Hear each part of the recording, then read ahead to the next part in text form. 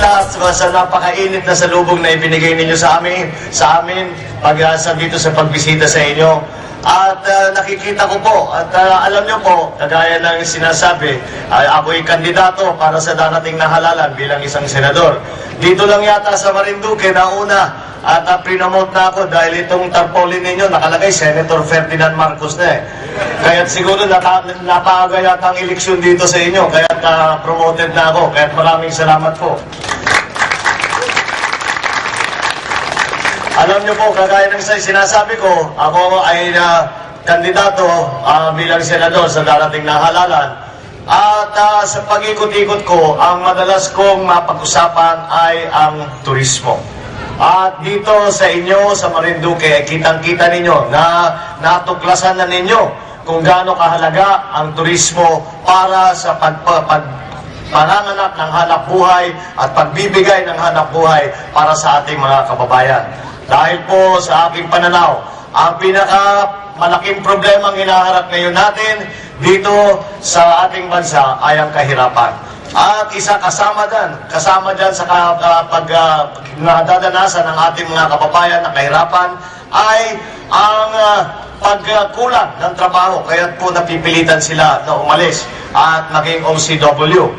Kaya po ang lagi kong sinasabi at lagi kong pinagmamalaki yung aming naging experience sa Ilocos Norte na kami ay nagbukas ng turismo sa gitna ng China at saka ng Pilipinas. Dahil po kung titignan ninyo mapa ng Pilipinas, yung Ilocos Norte po ay katabi lang niya yung China.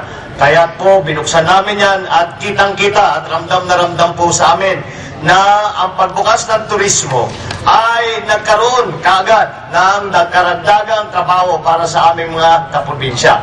Ganon din po dito sa Marinduque at yan din po ang aking sinasabi na dapat ating tulungan, ating gawan ng paraan para pagandahin, patibayin, palaguhin ang ating industriya ng turismo. Alam niyo po, sa pag-ikot-ikot ko po ay nakikita ko na sa aking pagpalagay na tayo ngayon ay humaharap sa napaka-importanting halalan.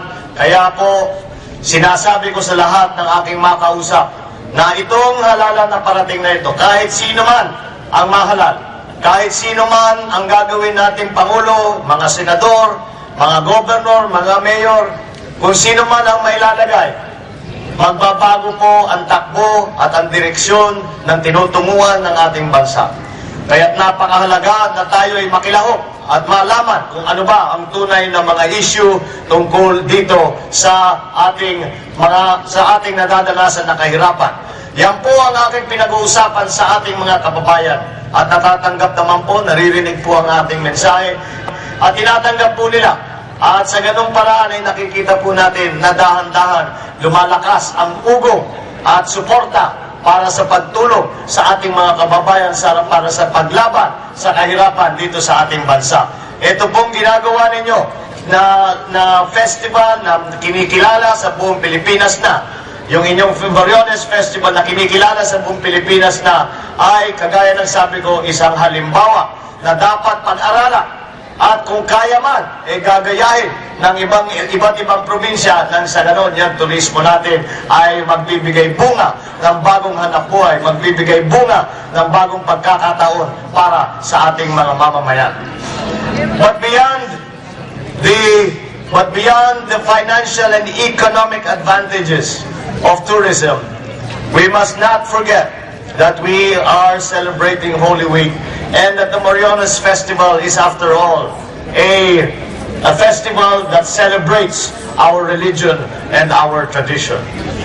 It serves us well in a time that is meant to be for our families and for ourselves, to meditate and to think and to pray.